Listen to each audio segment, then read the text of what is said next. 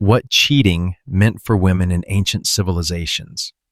So before you get comfortable, take a moment to like the video and subscribe, but only if you genuinely enjoy what I do here. And let me know in the comments where you're tuning in from and what time it is for you. It's always fascinating to see who's joining us from around the world. Now dim the lights, maybe turn on a fan for that soft background hum, and let's ease into tonight's journey together. Tonight, we're stepping into the sandals of women across ancient civilizations, exploring a topic that was quite literally a matter of life and death: adultery. But this isn't just about ancient gossip or moral judgments. This is about understanding how different cultures viewed marriage fidelity and the often devastating consequences faced by women who stepped outside the bounds of what society deemed acceptable. You'll experience firsthand what it meant to be a woman navigating these treacherous waters in Babylon, Egypt, Rome, Greece, ancient Israel, and beyond. You'll feel the weight of laws written in stone, the suffocating pressure of social expectations, and the desperate calculations that women made when faced with impossible choices. So settle in, close your eyes if you'd like, and let's travel back to a time when a woman's reputation could determine not just her social standing, but whether she lived to see another sunrise. The sound of water dripping. Somewhere in the distance a dog barks. The air smells of dried mud and baking bread. You wake slowly, your body aching on the reed mat that serves as your bed. The morning light filters through the small window opening in your mud brick home, casting long shadows across the packed earth floor. Your name is Tiamat, and you are a married woman in the great city of Babylon around 1750 BCE during the reign of the great lawgiver Hammurabi.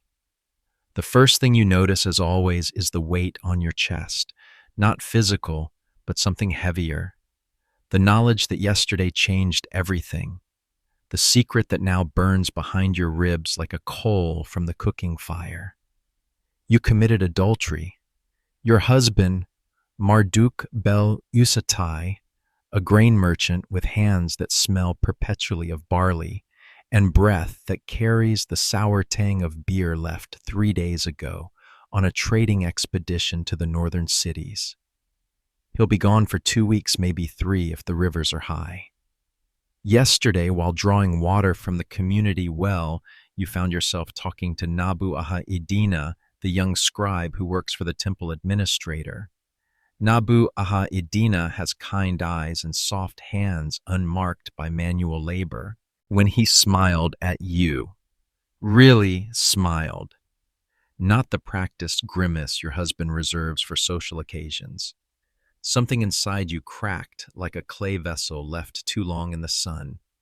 One thing led to another, as these things do, and now you're staring at the ceiling, wondering if you've just signed your own death warrant. You sit up your linen dress, a simple rectangle of cloth with holes cut for your head and arms, clinging to your skin in the humid morning air. The fabric is coarse, woven by your own hands from flax fibers you processed last season. Your feet are bare as always. Shoes are for the wealthy, and your husband, while not poor, is hardly wealthy enough to waste silver on foot coverings. The house around you tells the story of your life in Babylon. It's small, just 2 rooms connected by a narrow courtyard where you do most of your work. The walls are thick mud brick mixed with straw and dried in the sun. They're effective against the heat, but they also hold sound terrifyingly well. If the neighbors heard anything yesterday afternoon. Your cooking area occupies one corner of the courtyard. There's a small oven built into the ground, a grinding stone for barley, and several clay jars for storing grain oil and water. The largest jar, nearly as tall as you are, holds the barley beer that serves as both nutrition and currency in your world. Everything smells faintly of smoke from the cooking fires and the bitter tang of fermenting grain. You remember your mother's warnings about marriage delivered on your wedding day 6 years ago when you were barely 14. A woman's virtue is like a sealed jar, she said, her weathered hands adjusting your wedding garment. Once broken, it can never be whole again. And in Babylon, broken jars are thrown away. At the time, you thought she was being dramatic. Now, as you feel the phantom touch of another man's hands on your skin, you understand that your mother wasn't speaking in metaphors. You walk to your water jar and splash cool water on your face, the liquid running down your neck and disappearing into the collar of your dress. The water carries sediment from the Euphrates River. Everyone's water does. You've learned to let the mud settle overnight and drink from the top, but there's always grit between your teeth, always the taste of the river in everything you consume. The morning routine calls, as it always does. Bread must be baked. Beer must be checked for fermentation. The small vegetable garden behind your house needs tending. Life doesn't pause for personal crises, not even ones that might end in your public execution. You begin grinding barley for the day's bread, the repetitive motion of stone against stone creating a rhythm that usually soothes your mind. Today it only emphasizes the grinding anxiety in your stomach. Each circular motion of your hands reminds you that somewhere in this city, carved in stone and displayed in the public square, stand the laws of Hammurabi. Law 129 is particularly relevant to your situation. If a married woman is caught in adultery with another man, they shall bind them and cast them into the water. The water, that's a euphemism, of course.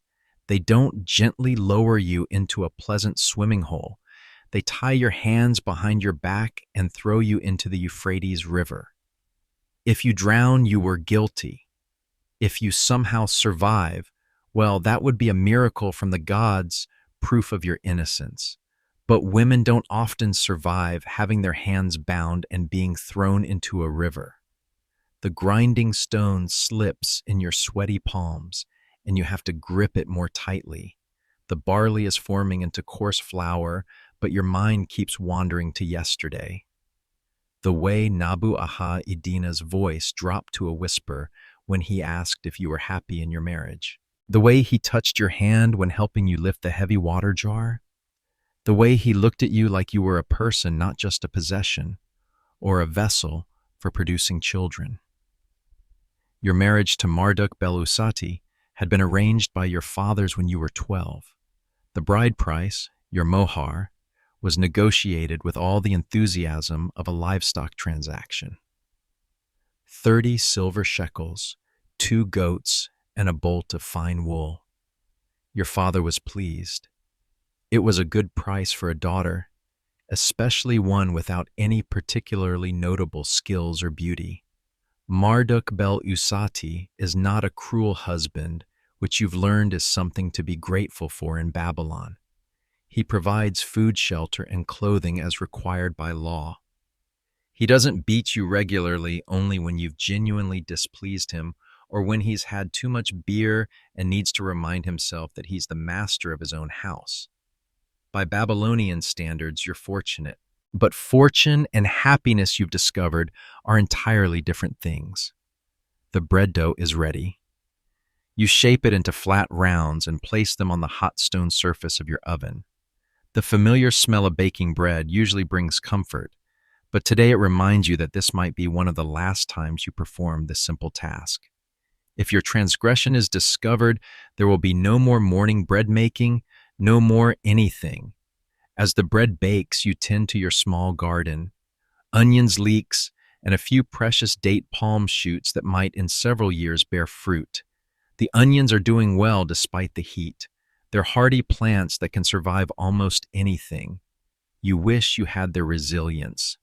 The sun is climbing higher now, and the heat is becoming oppressive. By midday, it will be nearly unbearable, the kind of heat that makes the air shimmer and turns every task into an ordeal. You'll retreat indoors then, like everyone else, and wait for evening. But evening brings its own dangers. Evening is when neighbors visit, when gossip spreads like wildfire through the narrow streets. Evening is when someone might mention seeing a young scribe leaving the area of your house yesterday afternoon. Evening is when casual observations become deadly accusations. You hear voices from the street and freeze. Two women are walking past your house, their voices carrying clearly in the still air. They're discussing someone's daughter who was caught with a man not her husband. You strain to listen, your heart pounding. Shameful, one voice says. Her father should have watched her more carefully. The husband has already divorced her, replies the other. Sent her back to her family with nothing. She'll never marry again. Better than being thrown in the river, the first woman observes pragmatically. They move on, their voices fading, but their words echo in your mind. Divorce. In some cases, that's the merciful option. A husband who discovers his wife's adultery can choose to divorce her instead of demanding the death penalty. But divorce in Babylon isn't like setting aside a broken tool. It's a formal public declaration of a woman's worthlessness. A divorced woman becomes a social pariah. She can't remarry. Who would want damaged goods? She returns to her father's house if he'll take her, or to her brother's if her father is dead. She becomes a burden, a mouth to feed with no economic value. Some divorced women survive by working as servants or in the textile trade. Others turn to prostitution. Many simply disappear, becoming part of the invisible population of women who exist at the margins of society. You pull up some weeds with unnecessary violence, imagining they're your problems. The physical labor feels good, gives your anxiety somewhere to go. Your hands are soon dirty with soil, your fingernails packed with earth. In a world where cleanliness is often a luxury, you've learned to find satisfaction in honest work. The morning progresses. You check your beer jars. The fermentation is proceeding normally. You repair a small tear in one of your linen garments using a bone needle and thread made from twisted plant fibers. You sweep the house with a broom made from bound reeds. Normal tasks.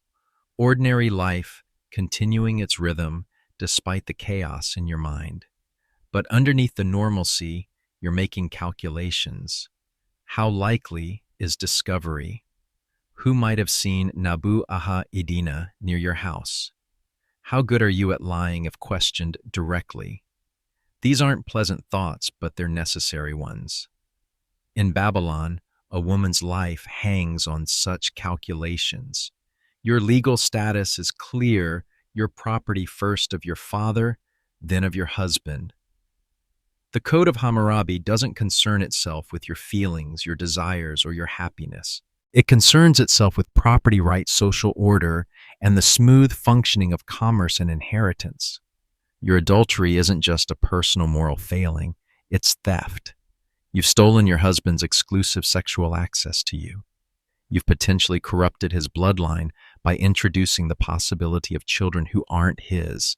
You've damaged his reputation in the business community. From the law's perspective, what you've done is as serious as stealing someone's silver or damaging their house.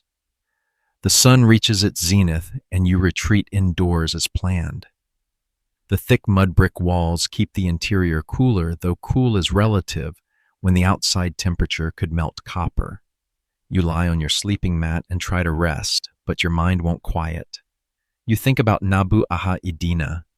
He's young, probably only a few years older than you, and he has that smooth-faced look of a man who works with his mind rather than his hands. Scribes are respected in Babylon. Literacy is a valuable skill in a city built on trade and administration. He could probably afford to marry, could probably support a household, but he's not married, which is unusual for a man his age. Maybe he's waiting for the right arrangement. Maybe his family hasn't found a suitable bride. Or maybe, and this thought makes your heart race, maybe he's waiting for something else, something more. The afternoon heat creates a drowsy stupor, and despite your anxiety, you find yourself drifting towards sleep. In your half-dream, you imagine a different life. A life where women could choose their own husbands, where marriage was based on affection rather than business arrangements, where adultery was a private matter between spouses rather than a public crime. But you wake to the same reality, Babylon 1750 BCE, where the Code of Hammurabi is carved in stone and women's lives are measured in silver shekels and property contracts. Evening comes as it always does. The heat begins to break and people emerge from their houses like flowers opening after rain. Children play in the narrow streets, their laughter mixing with the bleating of goats and the rumble of cartwheels on packed earth. The city comes alive. You prepare the evening meal, bread onions, a small portion of dried fish that your husband brought from his last trading trip. The fish is precious, flavored with salt from the southern marshes and preserved with techniques passed down through generations. You eat slowly, trying to savor what might be your last normal meal. As darkness falls, you light a small oil lamp, just a clay bowl with a wick floating in rendered animal fat. The flame flickers and dances, casting moving shadows on the walls. In the yellow light, your house looks smaller, more intimate. It's been your world for 6 years, the stage on which you've played the role of dutiful wife. But tonight, you're not thinking about duty. You're thinking about choice, about the brief moment yesterday when you felt like a person rather than a possession. You're thinking about soft hands and kind eyes and the way it felt to be truly seen by another human being. You're also thinking about the Euphrates River and what it feels like to drown. Tomorrow will bring new challenges. Your husband returns in a week or two, and you'll have to look him in the eye and pretend nothing has changed. Your neighbors will continue their daily routines, but you'll watch for signs that they know something. The weight of your secret will grow heavier each day until it becomes unbearable. But tonight you're still alive. Tonight you're still safe in your small mud brick house with your oil lamp and your simple meal. Tonight, you can still imagine that somehow things might work out differently than the Code of Hammurabi suggests. You blow out the lamp and lie down on your sleeping mat. In the darkness, you can hear the city settling into sleep around you. Somewhere in the distance, a night bird calls. The sound is lonely and beautiful. A reminder that even in a world of rigid laws and harsh punishments, there's still beauty to be found. You close your eyes and try not to think about tomorrow. The sound of chariot wheels on stone, merchants calling their wares, the distant roar of a crowd at the Circus Maximus. You are Claudia Tertia, and you wake in your domus on the Palatine Hill with sunlight streaming through the windows and the certain knowledge that your world is about to collapse. It's 23 CE during the reign of Tiberius, and Rome is at the height of its power. You are 32 years old, which makes you practically ancient by Roman standards for women, and you've been married to Gaius Valerius Maximus for 15 years. Your husband is a senator, which means your life is lived under the constant scrutiny of Roman society. Every dinner party you attend, every temple sacrifice you participate in, every trip to the market is observed and judged. Roman women of your class live in a golden cage, wealthy, influential, but ultimately constrained by laws and customs that view you as eternal children in need of male supervision. The villa around you reflects your family's status. Marble floors imported from Greece feel cool under your bare feet. The walls are painted with elaborate frescoes depicting scenes from Homer and Ovid. Ironic given that you're currently living through what feels like a tragic myth yourself. Your sleeping chamber opens onto a small garden where fountains splash musically and exotic plants from across the empire create a private paradise. But paradise has serpents, and yours has been growing bolder lately. His name is Marcus Junius Silanus, and he's everything your husband isn't. Where Gaius is calculating and cold, Marcus is passionate and warm. Where Gaius sees you as a political asset to be managed, Marcus sees you as a woman to be desired. Where Gaius performs his husbandly duties with the enthusiasm of a man paying taxes, Marcus makes you feel like a goddess. The affair began 6 months ago at a dinner party hosted by Livia Drusilla, the emperor's wife. You and Marcus found yourselves seated next to each other, and the conversation flowed like wine. He made you laugh. Actually laugh, not the polite tittering expected of Roman matrons. When he walked you home through the lamplit streets, his hand brushed yours, and you felt something you hadn't experienced since girlhood desire. Roman marriage, especially among the upper classes, is a business arrangement. Your marriage to Gaius was negotiated by your fathers like a trade agreement. The dowry, the family alliances, the political advantages, all calculated with mathematical precision. Love, if it develops at all, is considered a pleasant bonus rather than a necessity. You've given Gaius 3 children, 2 daughters and a son, fulfilling your primary obligation as a Roman wife. Your daughters are being groomed for their own advantageous marriages, while your son will inherit his father's position and wealth. You've managed the household, entertained his political clients, and maintained the dignified behavior expected of a senator's wife. But you've never felt alive the way you do when Marcus looks at you. The danger, however, is enormous. Roman law regarding adultery is complex and varies depending on who you are and who you're sleeping with.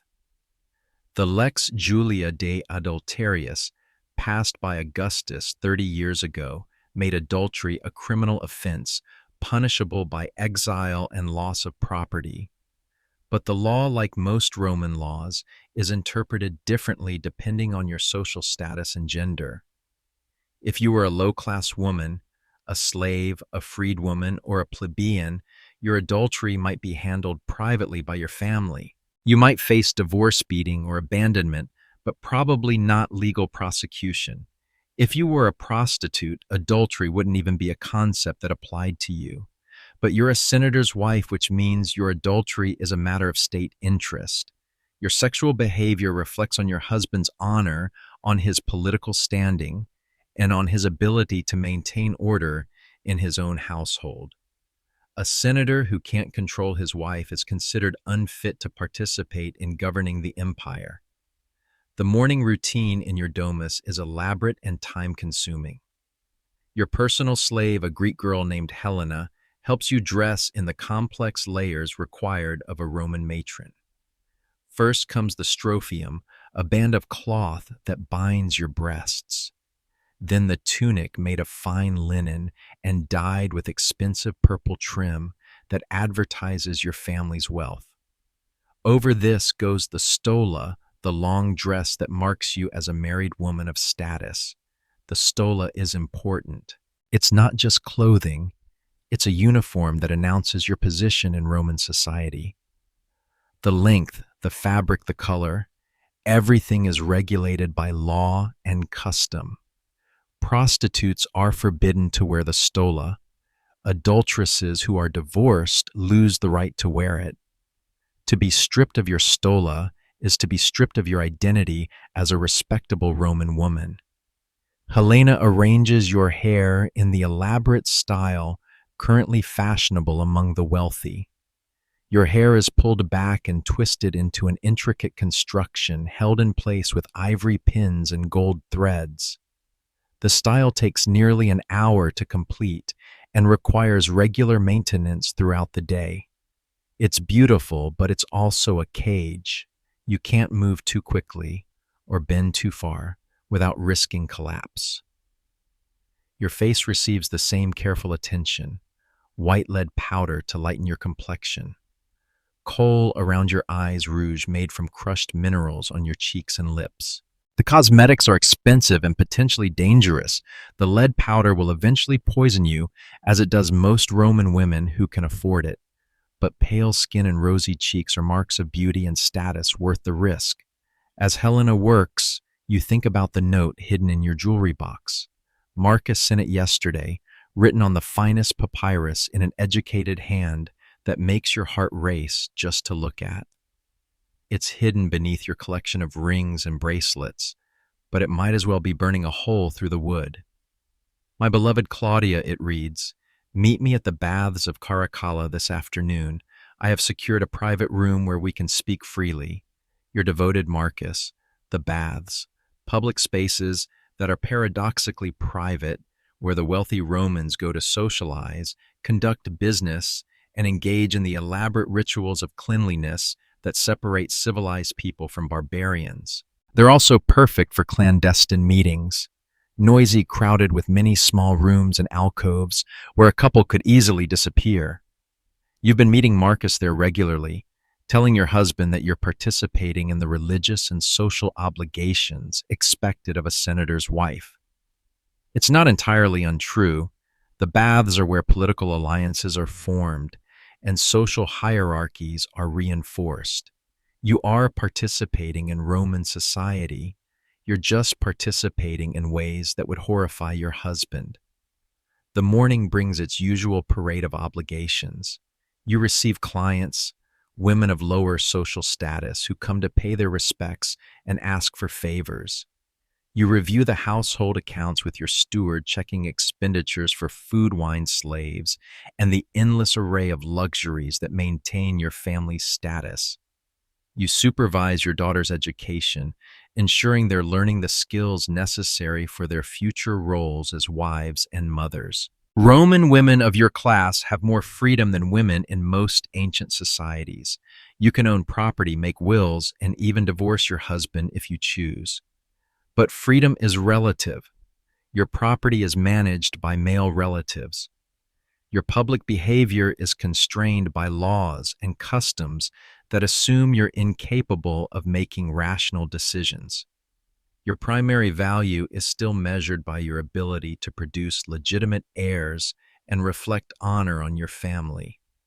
The irony isn't lost on you. You have access to the finest education the empire can provide. You can read Greek and Latin. You understand philosophy and poetry. You can manage complex financial arrangements. But when it comes to choosing who you sleep with, you have no more autonomy than a slave. Midday approaches and you begin preparing for your visit to the baths.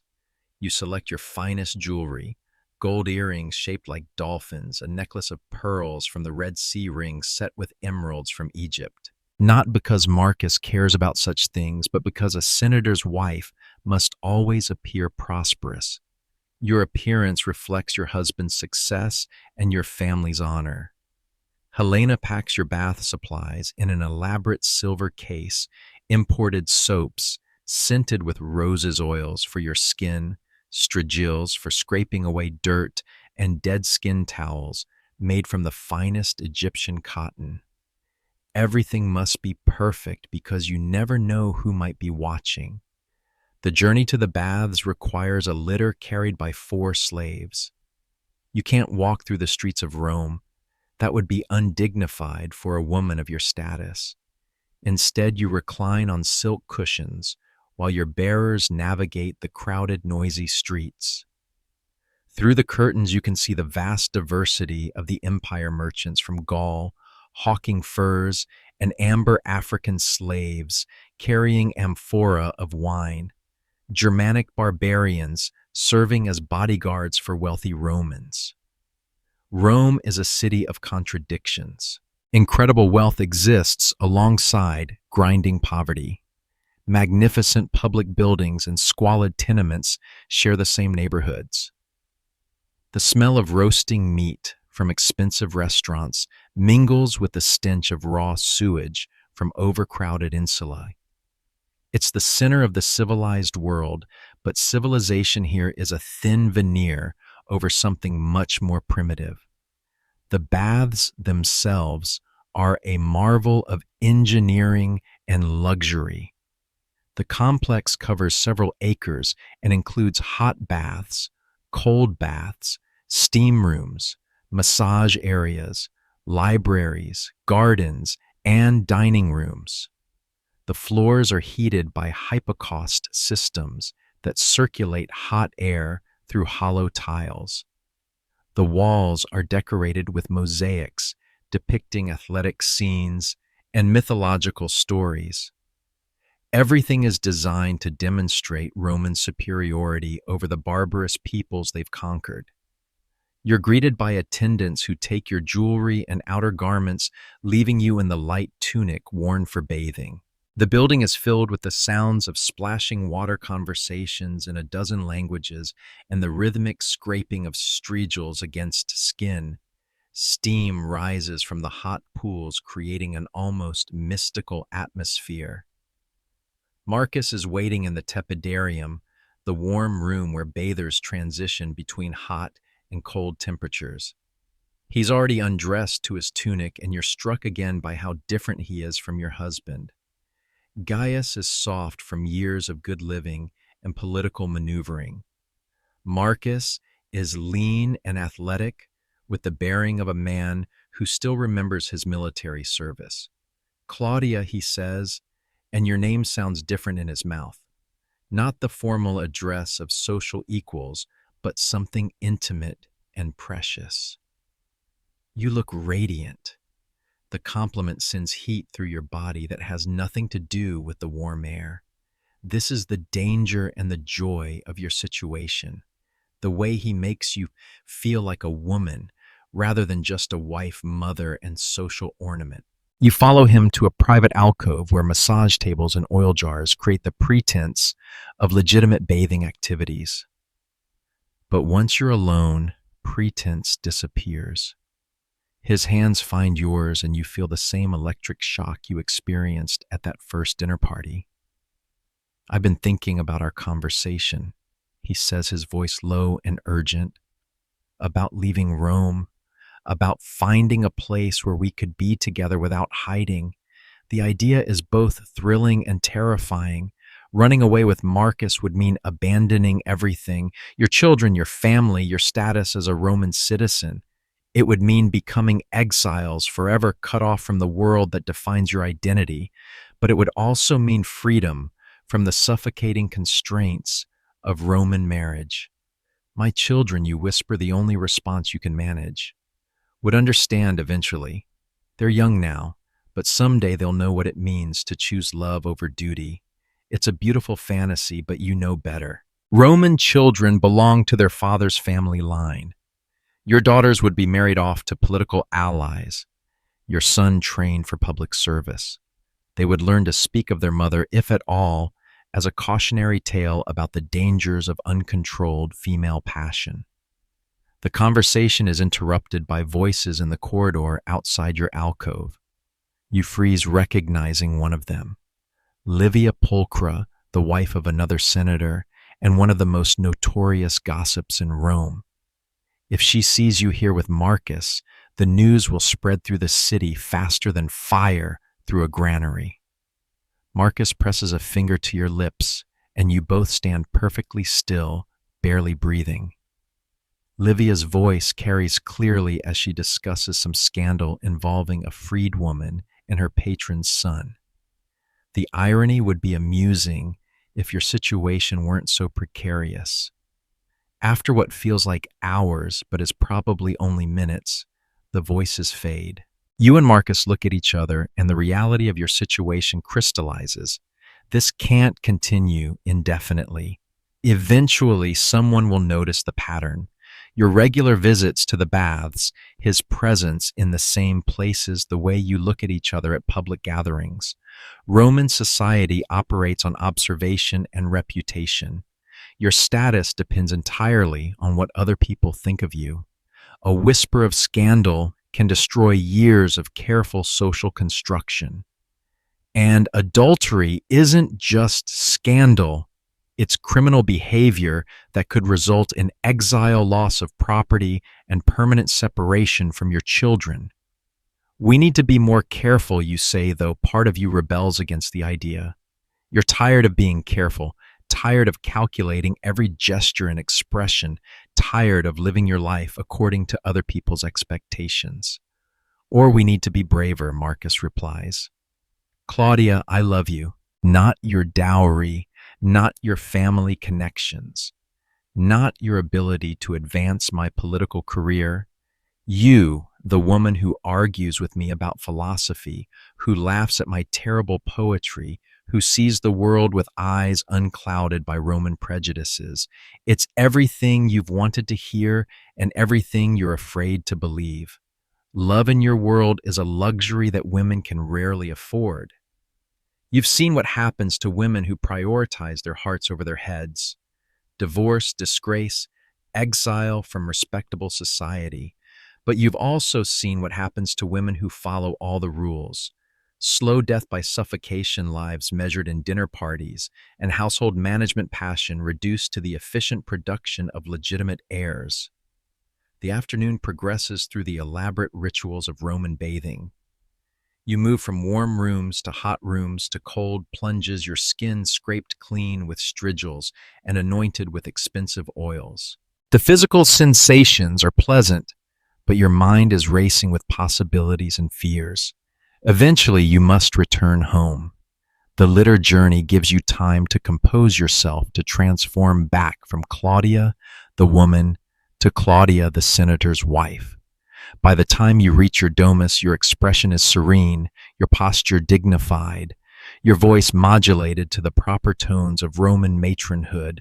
Gaius is waiting for you in the atrium, surrounded by scrolls and wax tablets. He's reviewing legal cases, preparing for tomorrow's session in the Senate.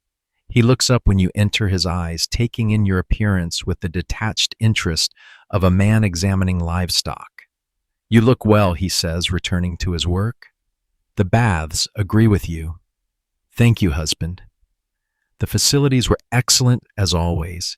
It's a brief exchange, the kind of polite conversation that passes for intimacy in Roman marriage. He doesn't ask about your day because he doesn't particularly care. You don't volunteer information because you know he's not really listening. It's a dance you've performed thousands of times, each partner playing their role with practiced efficiency. Dinner is served in the triclinium, the formal dining room where the family reclines on couches arranged around low tables. Your children join you. Gaius Minor, now 14, and showing signs of his father's political ambitions. Claudia Prima, 12, and already beautiful enough to attract advantageous marriage proposals. And little Antonia, only 8 but sharp as her grandmother's silver. The conversation revolves around safe topics: your son's education, your daughter's accomplishments in music and domestic arts, plans for upcoming festivals and social obligations. Everyone speaks, carefully aware that family dinner is as much performance as nourishment. But underneath the civilized discussion, you're acutely aware of the secret burning in your chest. Every time Gaius speaks about honor and duty, every time he mentions the importance of maintaining family reputation, you feel like a criminal sitting at the table of law-abiding citizens. Roman families, especially wealthy ones, exist in a state of constant performance.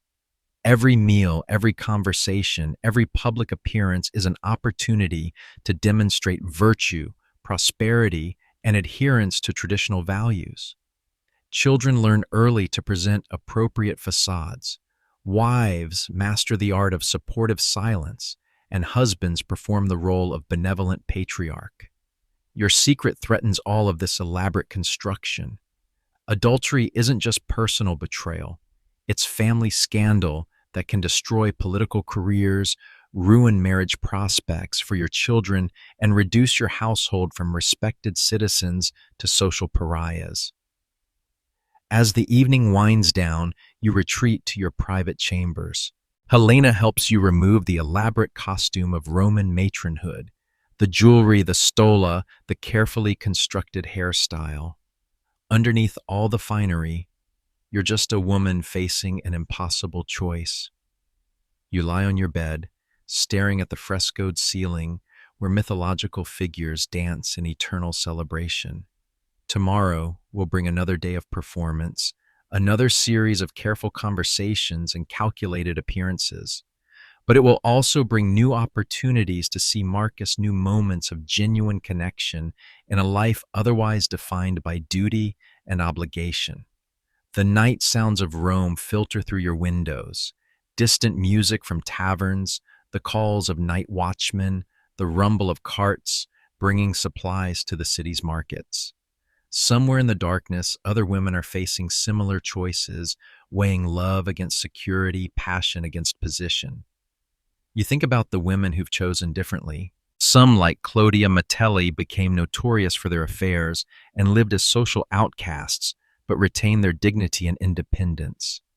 Others, like Valeria Messalina, were executed for adultery that threatened imperial power.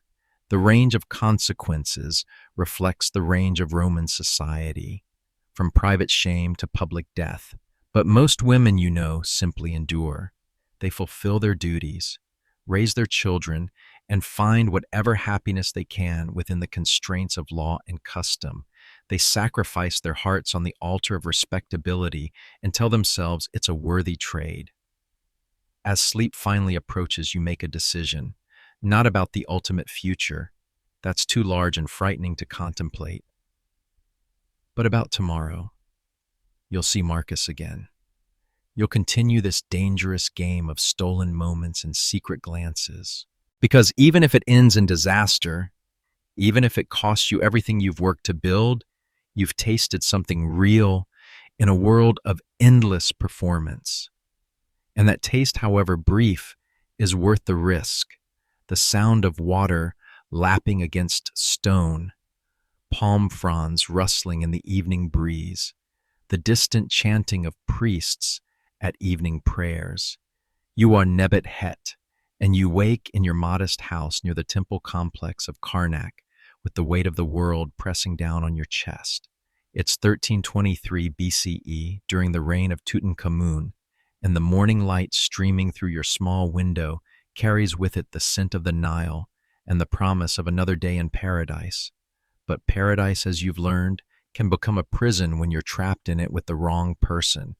Your house is typical for a woman of your station, the wife of a mid-level priest named Kamwaset.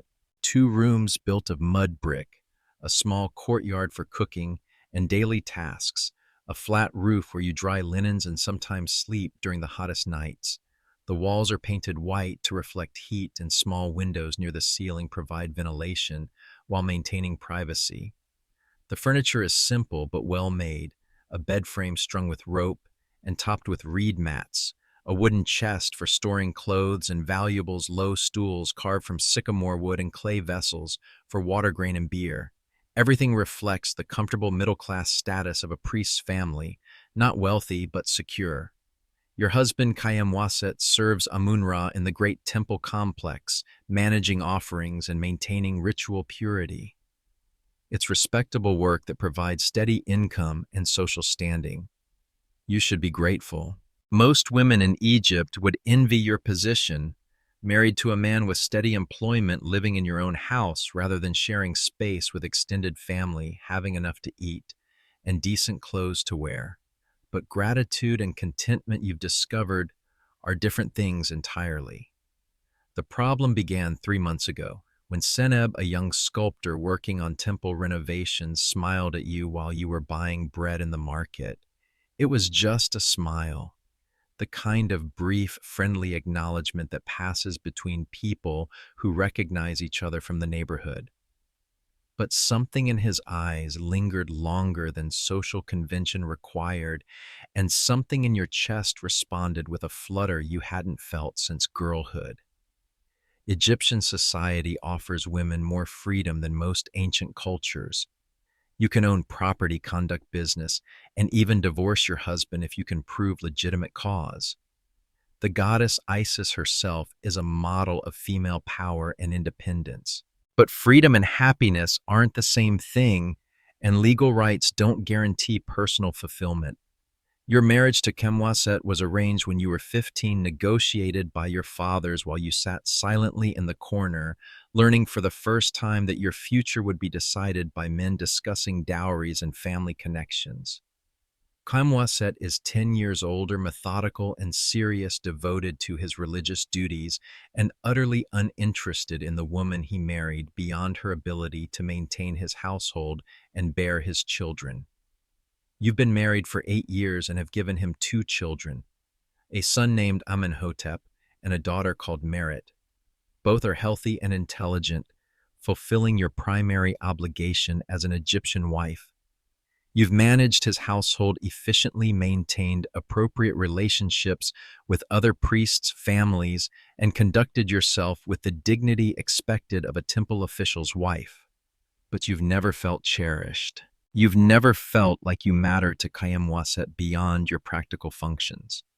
When he looks at you, you see the same expression he wears when checking temple inventories, assessing whether everything is in its proper place and functioning as expected. Sineb looks at you differently.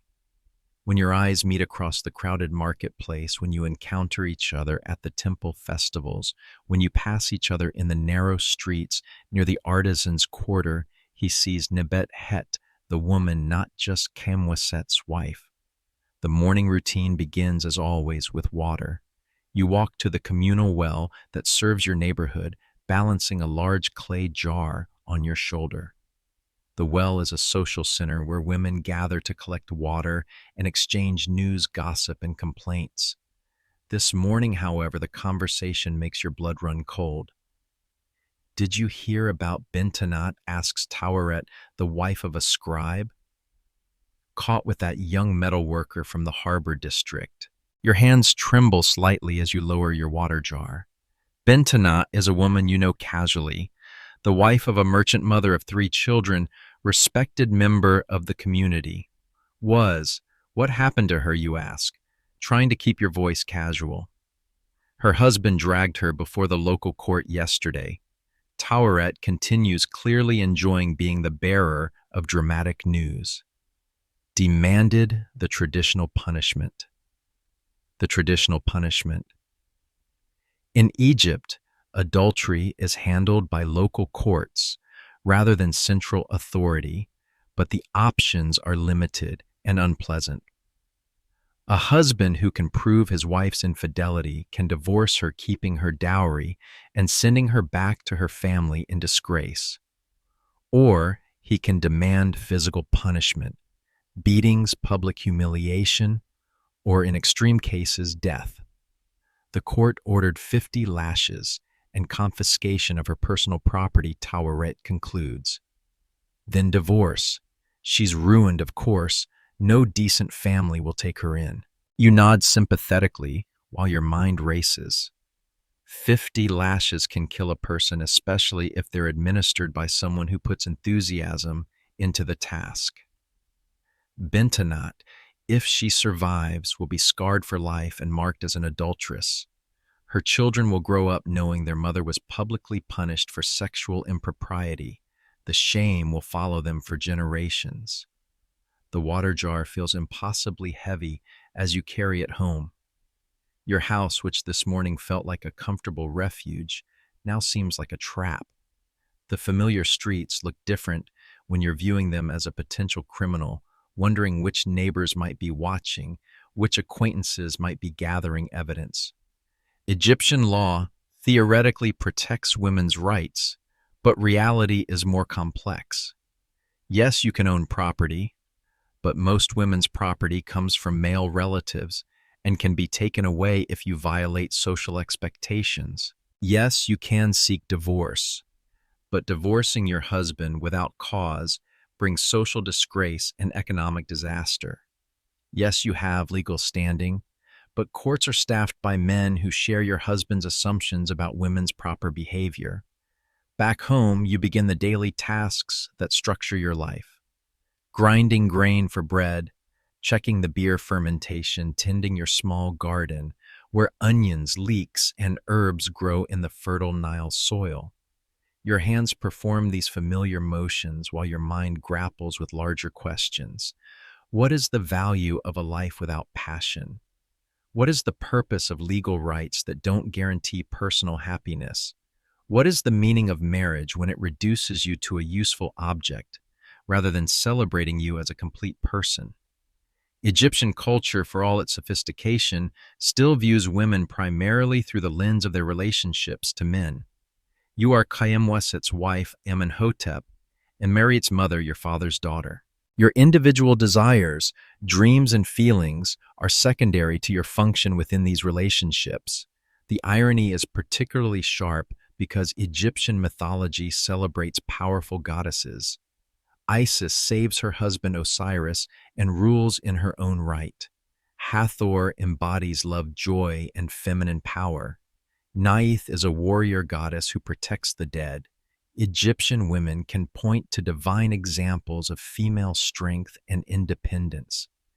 But human women live in human society where divine examples don't necessarily translate into practical freedom.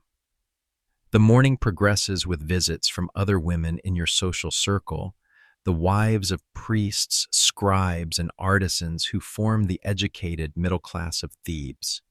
Conversation revolves around children's accomplishments, household management, religious festivals, and social obligations. Everyone is perfectly polite, but you notice subtle glances and meaningful pauses. Word travels fast in a community this size. If there are rumors about you and Seneb, they would spread through this network within days. Egyptian society operates on reputation and social harmony. A woman who disrupts the social order through adultery isn't just violating her marriage vows. She's threatening the stability of the entire community. You serve barley beer and date cakes while the women discuss upcoming temple festivals. The Opet festival is approaching when the god Amun travels from Karnak to Luxor in a grand procession. The entire city will celebrate for weeks with music, dancing, feasting, and religious ceremonies. It's a time of joy and spiritual renewal. It's also a time when normal social constraints relax slightly. During festivals, people drink more, stay out later, and engage in behaviors that would be scandalous during ordinary times. Married couples sometimes use festival celebrations as opportunities for romantic renewal. Others use them as cover for less sanctioned activities. After your guests leave, you walk to the market to buy fish and vegetables for the evening meal. The market is a sensory explosion. Voices calling in Egyptian, Nubian, and foreign languages, the smell of spices, incense, and roasting meat.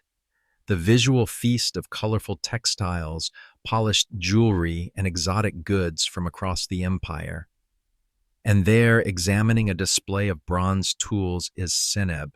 Your heart performs an embarrassing flutter, and you have to grip your market basket more tightly to keep your hands steady.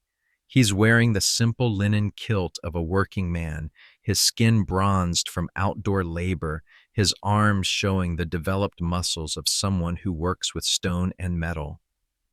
When he looks up and sees you, his face breaks into that same smile that started this entire dangerous situation. Nebet Het, he says, approaching with the easy confidence of youth. How fortunate to see you. The proper response would be polite acknowledgement, followed by quick departure. A respectable married woman doesn't linger in conversation with young unmarried men, but instead you find yourself returning his smile. Seneb, I trust your work at the temple progresses well. Very well. I'm carving lotus columns for the new sanctuary. Perhaps you've seen them. You have seen them. During your recent visits to the temple with Kamwaset, you've admired the delicate stonework taking shape under Seneb's skillful hands.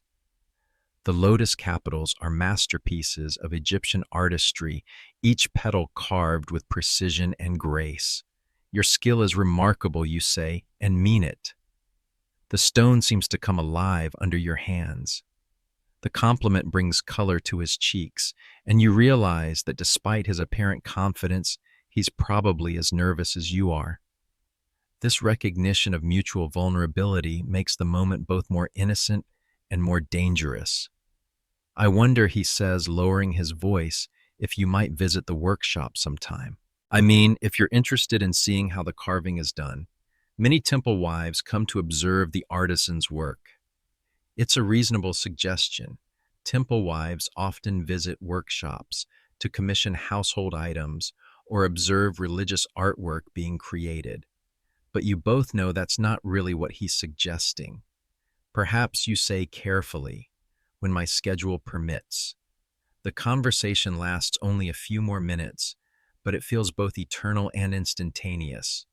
When you part ways, your market basket feels lighter despite being full of purchases. The ordinary streets of Thebes seem brighter, more vivid, as if someone has intensified the colors and sharpened the edges of reality. But by the time you reach home, anxiety has replaced euphoria. What are you doing?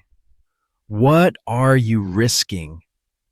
What kind of mother jeopardizes her children's future for the sake of a few stolen moments with a man who makes her feel alive? The afternoon brings domestic responsibilities that normally provide comfort through routine. You prepare the evening meal, fish baked with onions and herbs, bread still warm from the oven, fresh beer flavored with dates and honey. The familiar tasks usually calm your mind, but today every action feels weighted with significance. If this is discovered, these simple pleasures will disappear. Your children will grow up with the stigma of having an adulteress for a mother. Your family name will be tainted for generations. Your personal property, the household goods you've accumulated over 8 years of marriage, will be confiscated. Most frightening of all, you might lose access to your children entirely. Egyptian law gives fathers custody rights, and a woman convicted of adultery has no legal standing to claim her children. Amenhotep and Merit could be raised to view you as a cautionary tale, a warning about the dangers of female passion and the importance of social conformity. Khammam returns home as the sun begins to set, painting the sky in shades of gold and purple that reflect off the Nile's surface. He greets you with his usual distracted politeness, his mind still occupied with temple business. During the evening meal, he discusses upcoming religious ceremonies, personnel changes in the priesthood, and administrative challenges facing the temple complex. You listen and respond appropriately, playing your role as the interested and supportive wife. But part of your mind is elsewhere, remembering the way Seneb's eyes lit up when he talked about his stonework, the passion in his voice when he described bringing beauty into the world through art. The new carvings are progressing well. Khammam mentions cutting into your thoughts. The young sculptor, Seneb, I believe, shows real talent. The other priests have been commenting on his work. Your heart skips, but you keep your expression neutral. That's good to hear. Skilled artisans bring honor to the temple. Indeed, although I worry about some of the younger craftsmen, without proper supervision they can become distracted by worldly concerns rather than focusing on their sacred duties. The comment feels pointed, though it's probably just coincidence. Khammam often lectures about the importance of dedication and focus. Still, you wonder if he's heard something, noticed something, or simply developed the suspicious instincts that come naturally to men in positions of authority. The evening continues with the usual routines. You help your children with their lessons. Amenhotep is learning hieroglyphic writing while Merit practices spinning and weaving. Both are bright and eager, full of questions about the world beyond their immediate experience. Looking at them, you feel a sharp pang of guilt about the risks you're considering.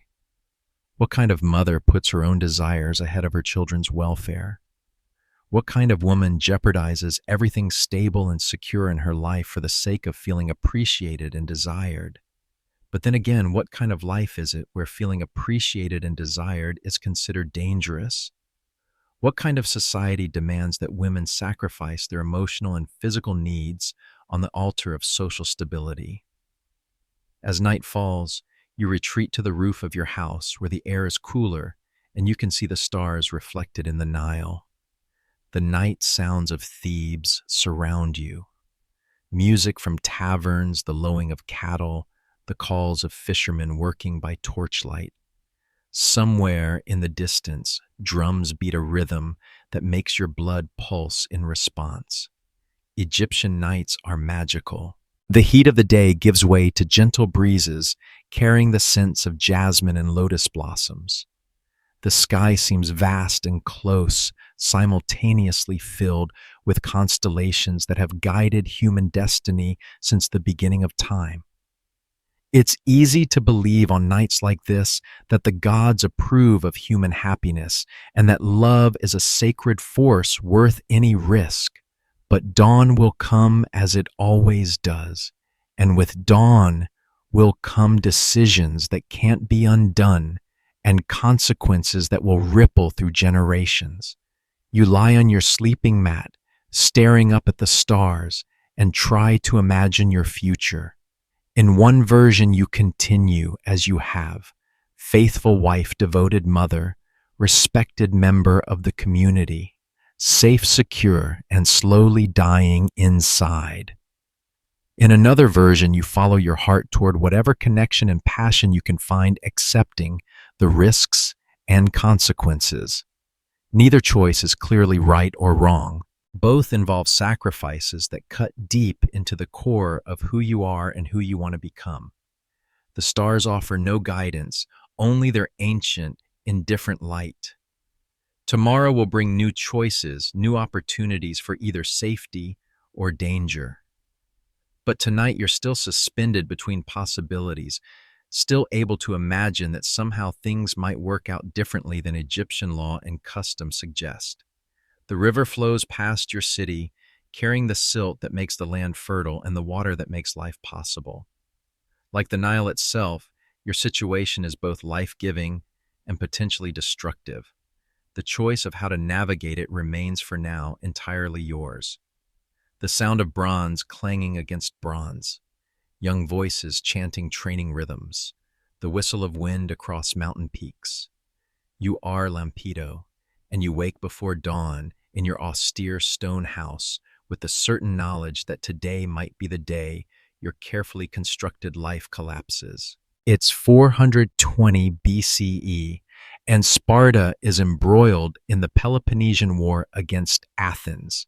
Your husband Brasidas is away fighting again, leaving you to manage household children and the growing suspicion that your secret is about to become public knowledge. Spartan houses reflect Spartan values: functional, durable, devoid of unnecessary ornament. Your home is built from local stone with thick walls designed to withstand both weather and enemy attack. The rooms are small and sparsely furnished. Wooden benches, sleeping mats, made from woven grass, clay vessels for storing food and water.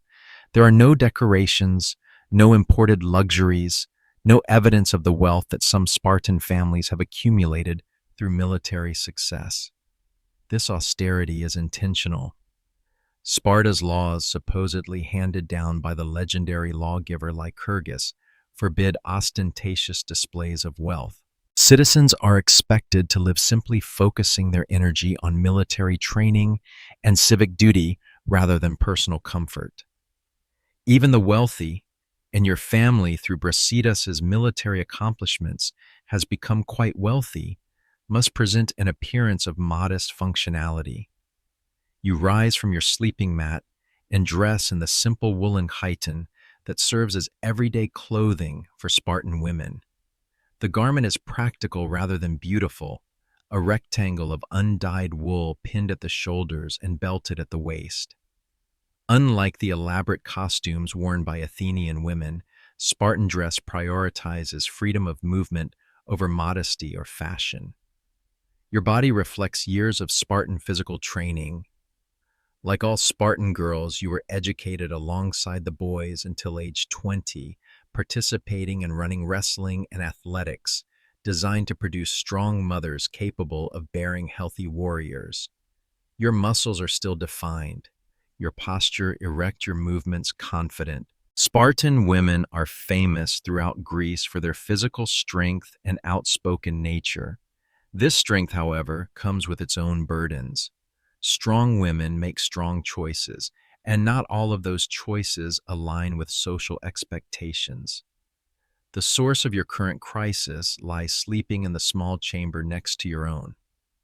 Alcibiades arrived in Sparta 3 months ago as a political refugee from Athens, seeking sanctuary after falling out of favor with the Athenian democracy.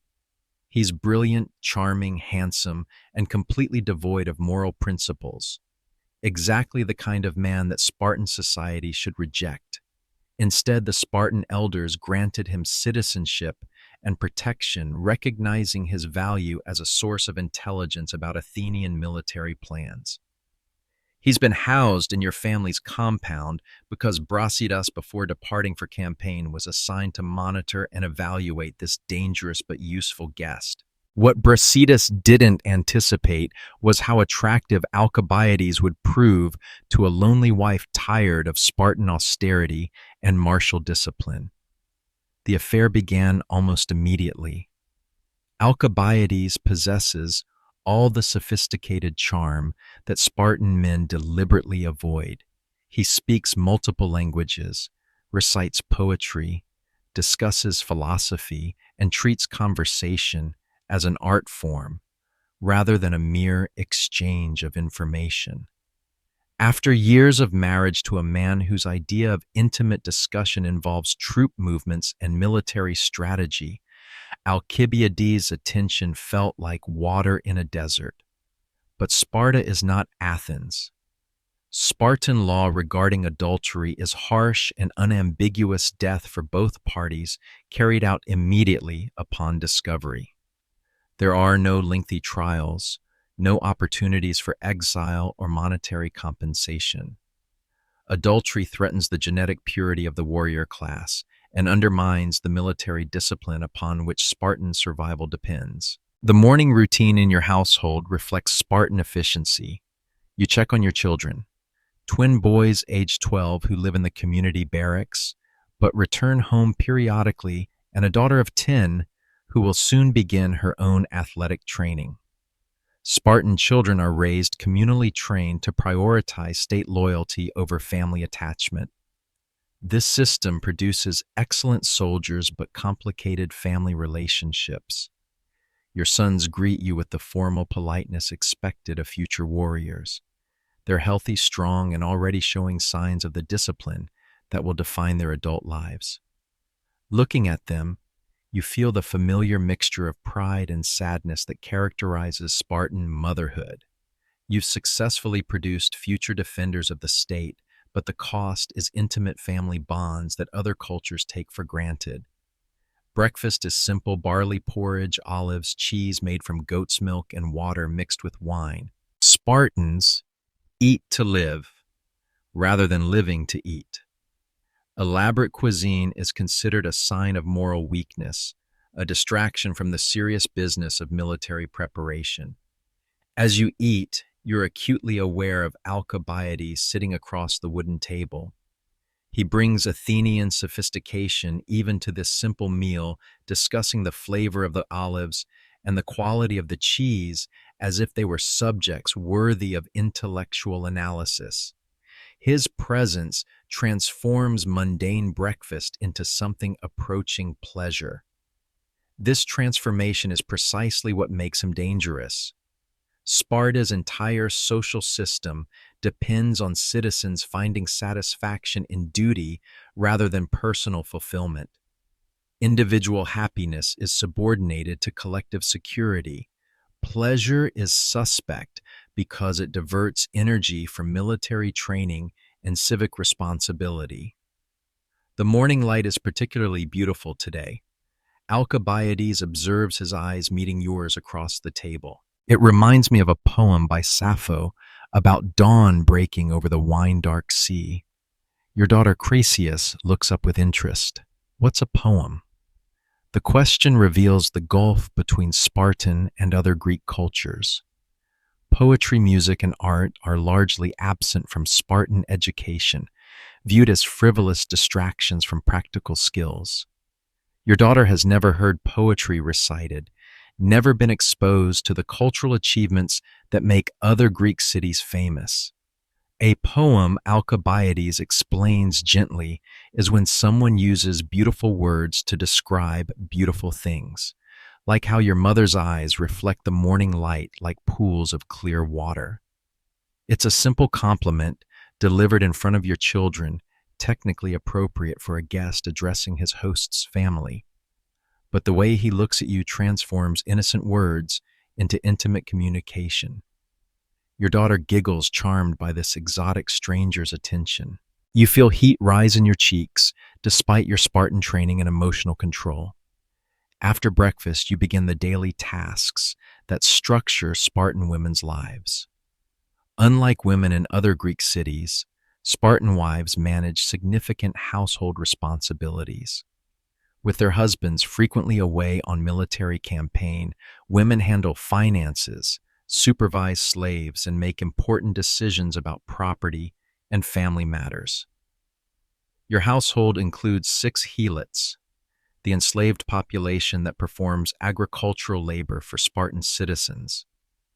These men and women work your family's land, tend livestock, and maintain the property that supports your family's wealth. Managing helots requires constant vigilance. They outnumber Spartan citizens significantly and represent a potential threat if they organize rebellion. The relationship between Spartans and helots is complex and brutal. Helots are essentially property bought and sold like livestock, but they're also necessary for Spartan society to function. Citizens can't perform agricultural labor and maintain military readiness simultaneously. The helot system allows Spartans to focus on warfare while others produce the food and goods necessary for survival. This morning, you need to inspect the olive groves that provide much of your family's income. The trees are ancient, some planted generations ago.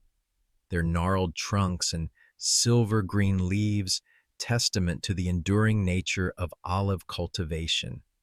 The helots responsible for grove maintenance report on tree health, anticipated harvest yields, and oil production estimates. Alcibiades accompanies you on this inspection ostensibly to learn about Spartan agricultural practices, but actually to create opportunities for private conversation. As you walk between the rows of trees, their branches providing shade from the climbing sun, he speaks quietly about life beyond Sparta. In Athens, he says women attend theater performances where they hear stories of love, betrayal, and redemption. They participate in religious festivals that celebrate beauty, art, and emotional expression.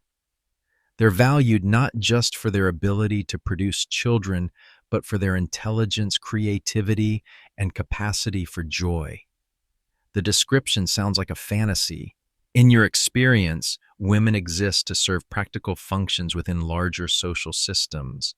The idea of being valued for creativity or emotional expression seems alien, almost dangerous, but also intriguing. Athenian women are soft, you reply, repeating the standard Spartan criticism.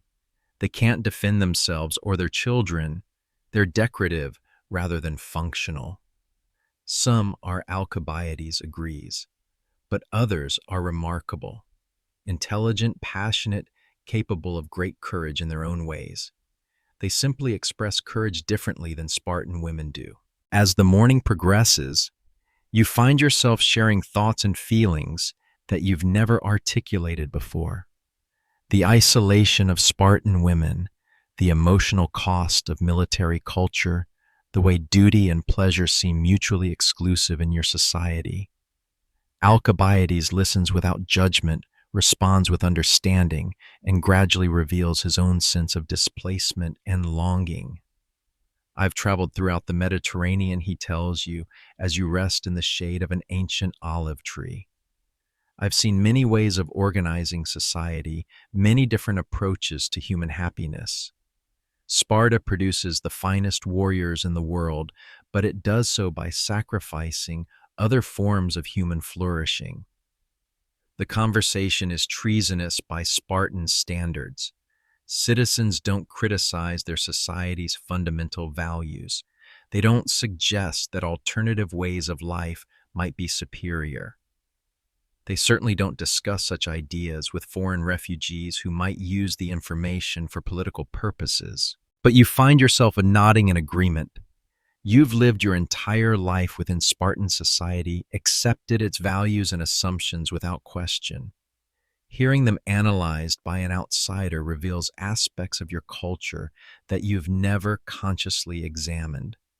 Do you ever wonder, Alcibiades asks his voice low and careful, what your life might have been like if you'd been born elsewhere?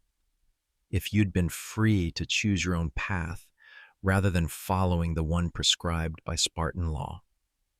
The question hits like a physical blow. Of course, you've wondered. Every Spartan woman, no matter how well adapted to her society's expectations, must occasionally imagine alternative possibilities. But wondering and speaking are different things. Wondering is private and safe. Speaking transforms dangerous thoughts into dangerous actions. Such speculation serves no purpose. You reply, but your voice lacks conviction. Doesn't it? How can you evaluate your choices if you don't understand what you're choosing between? The afternoon brings a summons that makes your blood freeze. Cleomenes, one of the ephors who governed Sparta in the absence of the kings, requests your presence at the civic center. The message delivered by a young citizen soldier is formal and urgent. Your mind races through possibilities. Have someone seen you with Alcibiades? Has a helot reported suspicious behavior? Has your husband sent word from campaign that creates complications for his absent household? Spartan legal proceedings are swift and severe. There are no elaborate trials or opportunities for lengthy defense. Citizens appear before magistrates, present their cases, and receive immediate judgment. If you're being summoned on charges of adultery, the proceedings could be concluded and the sentence carried out before sunset. You dress carefully for the appearance, choosing your finest chiton and arranging your hair in the simple style appropriate for formal occasions. If this is your last day of life, you want to face death with the dignity expected of a Spartan woman. Your children watch your preparations with the stoic composure they've been trained to display in crisis situations. Alcibiades approaches as you prepare to leave. If this concerns our friendship, he says quietly, I want you to know that I accept full responsibility.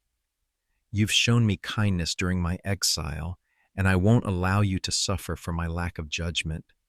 It's a generous offer, but meaningless under Spartan law. Both parties to adultery face equal punishment regardless of who initiated the relationship. Still, his willingness to accept responsibility touches something deep in your chest. We've made our choices, you reply. Now we face the consequences. The walk to the civic center takes you through the heart of Sparta. The city reflects the same austere functionality as individual homes. Stone buildings, wide streets designed for military movement.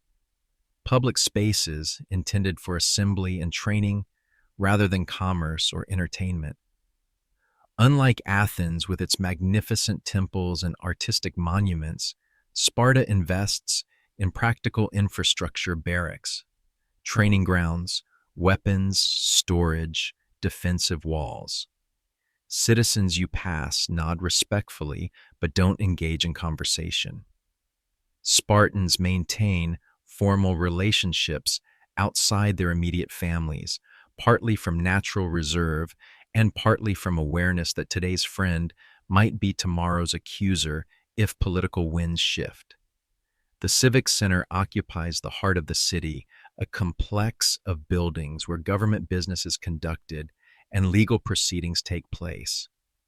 Cleomenes waits in a simple stone chamber furnished only with benches and a table. He's a man in his 50s, lean and weathered from years of military service, his expression as readable as granite. Lampedo, he says, gesturing for you to sit. Thank you for coming promptly. The politeness is ominous. If this were routine business, the conversation would be more casual. Formal courtesy usually indicates serious trouble.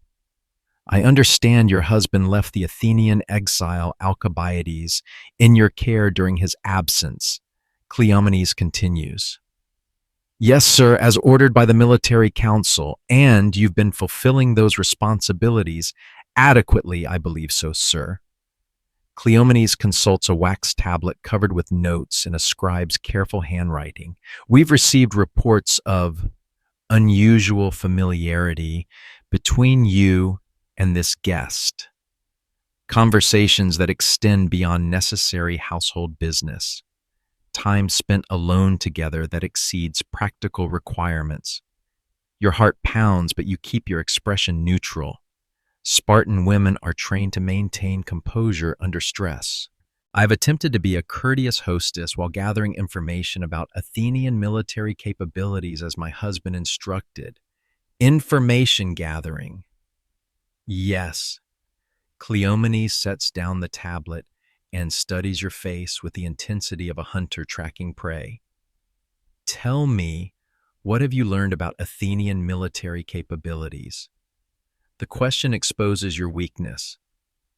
You've spent hours in conversation with Alcibiades, but those conversations focused on philosophy, poetry, and personal feelings rather than military intelligence. If you were genuinely gathering information for Sparta, you would have specific details about Athenian troop strength, naval capacity, and strategic planning. He's been circumspect about military matters. You reply carefully. Circumspect. I see. Cleomenes makes a note on his tablet. And yet you've continued these conversations despite their apparent lack of intelligence value. The trap is closing. Every answer you give provides evidence of inappropriate relationship with Alcibiades, but refusing to answer would be equally damning. I believed persistence might eventually yield useful information. Persistence. Yes, that's one word for it. The interview continues for what feels like hours, but is probably only minutes. Cleomenes asks about specific conversations, meetings, and shared activities. His questions reveal detailed knowledge of your interactions with Alcibiades, suggesting systematic surveillance by Helots' neighbors or both. Finally, he sets down his stylus and looks directly into your eyes. Lampedo adultery is a capital crime in Sparta. The penalty is death for both parties, carried out immediately upon conviction. Do you understand this? Yes, sir. Given that understanding, do you have anything to confess regarding your relationship with the Athenian exile? This is the moment. Confession might bring mercy, though Spartan law doesn't typically recognize mitigating circumstances. Denial risks more severe punishment if evidence already exists. Either choice could determine whether you see another sunrise. You think about your children growing up without their mother.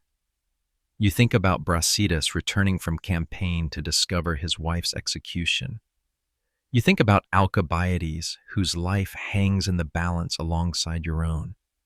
But you also think about the conversations that made you feel alive for the first time in years, the moments of genuine connection with another human being, the brief taste of what life might be like if personal happiness weren't subordinated to state duty. I have nothing to confess, you say quietly. Cleomenes nods, his expression unchanging. Very well, you're dismissed for now. But understand that this matter remains under investigation. If evidence of adultery emerges, justice will be swift. The walk home feels both eternal and instantaneous. You've survived the immediate crisis, but the threat remains. Someone is watching, reporting, gathering evidence. Your secret is no longer secret. It's an open investigation awaiting only sufficient proof to proceed to conviction and execution. Alcibiades is waiting when you return, his face tense with anxiety. What happened? You tell him about the interview, the questions, the barely veiled threats. As you speak, you watch his expression change from concern to resignation to something that might be grief. We have to stop, he says finally. This can't continue. I know. I care about you too much to see you destroyed for my sake. I know that too. But knowing and accepting are different things. The prospect of returning to your previous life, dutiful wife, efficient household manager, producer of future warriors, Feels like contemplating burial while still breathing. You've tasted something beyond duty and sacrifice. Giving it up now seems impossible, even if keeping it means risking everything. That evening, you prepare dinner with unusual care. If this is one of your last meals as a free woman, you want it to be memorable. Fresh fish from the mountain streams, bread made from imported wheat, wine from grapes grown on your own hillsides. By Spartan standards, it's a feast. Your children join you for the meal, chattering about their training, their friends, their plans for upcoming military exercises. They're innocent of the crisis surrounding them, focused on their own development as future citizens. Looking at them, you feel the full weight of your choices. What kind of mother risks her children's stability for the sake of personal fulfillment? What kind of citizen prioritizes individual happiness over social duty? What kind of woman chooses passion over responsibility? But then again, what kind of society demands such choices? What kind of culture views human happiness as dangerous to public order? What kind of life is worth living if it requires the complete suppression of personal desires and emotional needs? As night falls, you retreat to your sleeping chamber while Alcibiades retires to his own room. The arrangement feels both proper and ridiculous. Two people maintaining careful physical separation while their hearts and minds remain utterly entangled. You lie on your sleeping mat staring at the stone ceiling and try to imagine your future. In one version, you end this relationship, immediately return to your role as dutiful Spartan wife and live safely within society's expectations. In another version, you continue despite the risks, accepting that discovery means death, but finding that risk preferable to emotional death. Neither choice offers clear moral superiority. Both involve sacrifices that cut to the core of who you are and who you want to become. Outside your window, the sounds of nighttime Sparta filter through the darkness. Guards calling watch signals, dogs barking at unfamiliar sounds, the distant music from taverns where citizens gather to drink and socialize. It's the soundtrack of a society that values order, discipline, and collective security above individual freedom. Tomorrow will bring new choices, new opportunities for either safety or danger. But tonight, you're suspended between possibilities, still able to imagine that somehow things might work out differently than Spartan law and custom suggest. The stars above Sparta shine with the same indifferent light that has guided human destiny since the beginning of time. They offer no guidance about correct choices, only the reminder that all human struggles eventually fade into cosmic insignificance. But tonight, your struggle feels monumentally significant. Tonight, the choice between duty and desire seems like the most important decision in the history of the world. The sound of temple bells echoing across stone walls, merchants calling their wares in Hebrew and Aramaic, the bleating of sacrificial lambs being led through narrow streets. You are Miriam Bat Eliezer, and you wake in your stone house in the lower city of Jerusalem with the weight of divine law pressing down on your soul like a millstone. It's 2028 CE during the reign of Tiberius Caesar, and the morning air carries the scent of incense from the great temple mixed with the earthier smells of bread baking and animals being led to sacrifice. Your house reflects the modest prosperity of your husband's trade. Eleazar is a scribe who copies sacred texts and legal documents work that provides steady income and social respectability. The rooms are small but well maintained, with stone floors covered by woven rugs and walls whitewashed to reflect heat and light. Oil lamps in wall niches provide illumination, while small windows near the ceiling offer ventilation while maintaining privacy according to Jewish law. The furniture is simple but functional: wooden benches and tables, sleeping mats rolled during the day, clay vessels for storing grain, oil, and wine. Everything reflects the careful observance of ritual purity laws that govern Jewish daily life. Separate areas for preparing meat and dairy, special vessels reserved for holy days, careful attention to cleanliness and order that goes beyond mere practicality into the realm of religious obligation. You've been married to Eleazar for 12 years since you were 16 and he was 25. The marriage was arranged by your fathers according to traditional custom, with careful attention to family lineage, religious observance, and economic compatibility. Eleazar is a good man by all conventional measures, pious, hardworking, devoted to Torah study, and scrupulous in his observance of the commandments. But goodness and happiness, you've learned, are not the same thing. The source of your current turmoil lies in a chance encounter 3 weeks ago at the sheep gate, where you were purchasing a lamb for the Passover sacrifice. Among the crowd of buyers and sellers, you noticed a young man arguing with a merchant about the quality of sacrificial animals. His passion for ensuring that only perfect offerings reached the temple altar impressed you, as did his knowledge of ritual law and his eloquent defense of proper religious observance. His name is David ben Matthias, and he's a Levite who serves in the temple as part of the priestly class responsible for maintaining ritual purity and conducting sacrifices. He's unmarried, which is unusual for a man of 30, and dedicated to religious study with an intensity that reminds you of the great rabbis whose teachings shape Jewish law. The conversation that began with a discussion of sacrificial requirements has continued through subsequent accidental encounters at the market, the synagogue, and the ritual baths. David possesses a depth of Torah knowledge that puts even learned scribes to shame, but he also has a gentle manner and kind eyes that make you feel seen and valued as a person, rather than merely as a wife and potential mother. Jewish law regarding adultery is unambiguous and severe. The Torah states clearly, "If a man is found lying with a married woman, both of them shall die, the man who lay with the woman, as well as the woman." The penalty is death by stoning, carried out by the community as a whole to emphasize that adultery violates not just marriage vows, but the divine order that governs all human relationships.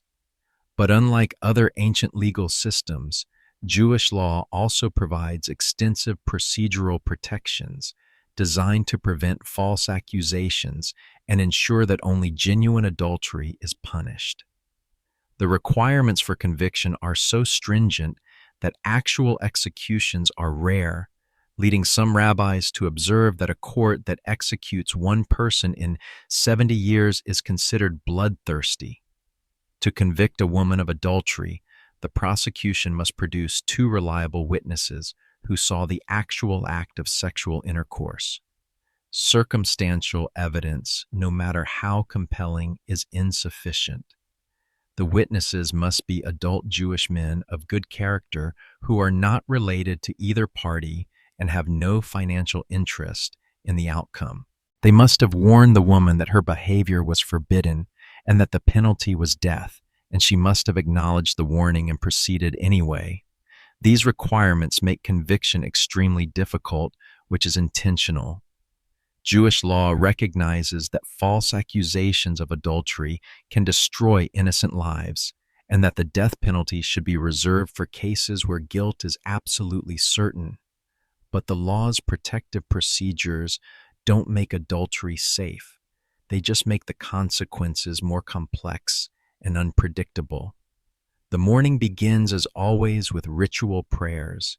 You cover your head with a linen veil and recite the blessings that structure Jewish women's spiritual lives.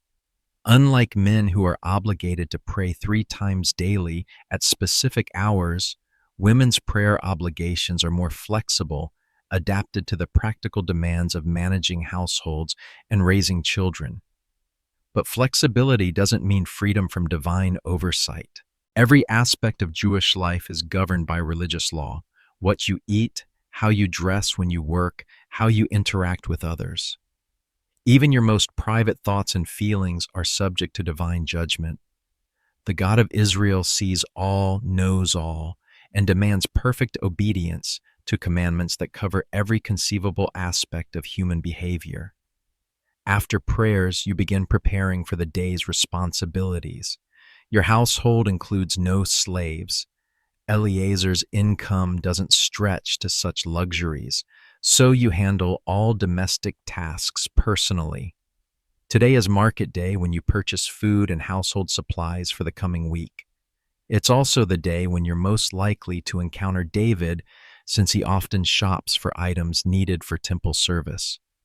The anticipation of seeing him creates a mixture of excitement and guilt that makes your hands tremble as you dress. You select your finest Sabbath tunic made from wool dyed deep blue with indigo imported from distant lands. Over this goes a linen cloak that covers you from head to toe, maintaining the modesty required of Jewish women while subtly emphasizing your figure. Looking at yourself in the polished bronze mirror that serves as your only luxury, you see a woman of 38 who has borne 3 children and managed a household for over a decade. Your body shows the wear of constant work, calloused hands, lines around your eyes, the slight stoop that comes from years of grinding grain and carrying water. But you also see something else, a spark of vitality that has grown brighter since meeting David. The walk to the marketplace takes you through the narrow, winding streets of Jerusalem's lower city. The stone buildings rise 3 and 4 stories high, their walls built from the golden limestone that gives the city its distinctive appearance. Windows are small and placed high for privacy and security. Rooftops serve as additional living space where families gather in the evening and women work during cooler parts of the day. The streets bustle with activity as the city awakens. Merchants setting up their stalls, artisans carrying tools to their workshops, priests and Levites walking toward the temple for morning sacrifices, pilgrims from distant lands seeking spiritual purification in the holy city. The air fills with the sounds of commerce conducted in Hebrew, Aramaic, Greek, and Latin. Jerusalem is a cosmopolitan center where different cultures intersect under Roman rule. The marketplace occupies a large open area near the Temple Mount where vendors sell everything needed for daily life and religious observance. Fresh produce from the fertile valleys surrounding Jerusalem, livestock for sacrificial offerings, textiles from Egypt and Syria, spices and perfumes from Arabia, pottery and metalwork produced by local artisans. The cacophony of bargaining voices, animal sounds, and clattering wheels creates a sensory assault that requires constant alertness. You begin with routine purchases: wheat flour, olive oil, wine for Sabbath blessings, vegetables for the evening meal. Each transaction involves careful inspection of goods, negotiation over prices, and verification that everything meets kosher requirements. Jewish dietary laws are complex and detailed, governing not just what foods can be eaten, but how they must be prepared, stored, and consumed. As you examine a selection of pomegranates, checking each fruit for the blemishes that would make it unsuitable for ritual use, you hear a familiar voice discussing the proper preparation of showbread with a temple baker. Your heart performs an embarrassing skip, and you have to grip your market basket more tightly to maintain composure. David ben Matthias stands a few stalls away, his tall frame distinctive even in the crowded marketplace. He wears the simple white linen tunic and blue-fringed prayer shawl that mark him as a Levite, but there's something about his bearing that sets him apart from other temple functionaries. Perhaps it's his genuine enthusiasm for religious law or his ability to find joy in ritual observance that others perform merely from obligation. When he notices you, his face lights up with the kind of smile that makes your chest feel suddenly too small for your heart. He approaches with the careful propriety expected of a religious man greeting a married woman in public, but his eyes communicate volumes that words cannot safely express. Shalom, Miriam Bat Eleazar, he says, using the formal address appropriate for public conversation. I trust you are well and your family prospers. Shalom. David ben Matthias, we are blessed, thank the Almighty. And you, your service in the temple continues to bring satisfaction. It's a perfectly conventional exchange, the kind of polite conversation that occurs between acquaintances in any marketplace. But underneath the proper words flows an undercurrent of meaning that makes your skin feel warm despite the morning coolness. Indeed, the service brings great joy, though I confess that discussions of religious law with learned individuals often provide the deepest satisfaction. His eyes meet yours briefly before returning to appropriately neutral territory. Perhaps you might have thoughts on the proper interpretation of ritual purity requirements for Passover preparations. The question provides a legitimate excuse for extended conversation. Religious discussion between knowledgeable Jews is not only acceptable but praiseworthy regardless of gender. You find yourselves walking together through the marketplace, ostensibly examining goods, while actually engaging in increasingly personal theological debate. The rabbis teach that intention matters as much as action. In determining ritual purity, you observe selecting dates for the evening meal while considering the deeper implications of your words. A person might perform all the correct physical rituals while harboring thoughts that corrupt the spiritual value of their observance. An astute point, David replies, examining olive oil with apparent concentration. But doesn't the Almighty judge hearts as well as actions? Perhaps sincere intention can sanctify behavior that might otherwise be questionable.